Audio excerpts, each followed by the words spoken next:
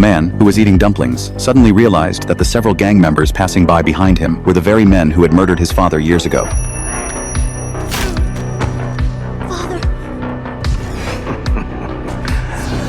Ignoring the landlady's pleas, he resolutely followed them. Young man, they'll kill you. You get used to it. He stormed into the bar, asking the thugs about the whereabouts of the murderers. However, they immediately attacked him with beer bottles. The man had been preparing for revenge for over 10 years, and the thugs were no match for him. But just as he was about to finish off the last one, an unexpected event occurred.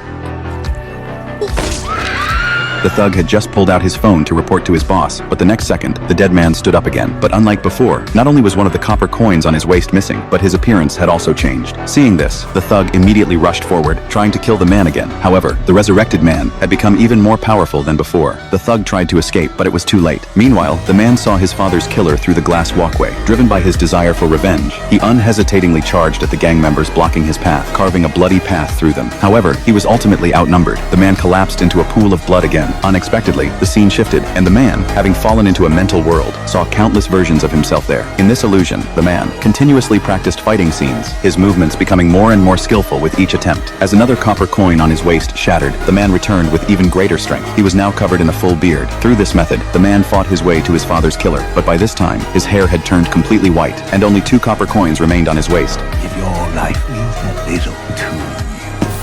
Facing his enemy's provocation, the man showed no fear and charged forward without hesitation. At the end of the story, it was still the same dumpling shop, but this time, the proprietress was greeted by an old man with a weathered face. The proprietress jokingly said she felt like she had seen his grandson before. The man didn't deny it. Instead, he asked the proprietress if spending 60 years of her life making dumplings was worth it. The proprietress didn't answer. She just smiled and served the dumplings. The old man calmly picked up his chopsticks, intending to continue eating the unfinished dumplings. Just then, watching the old man's familiar eating movements, the proprietress suddenly realized something.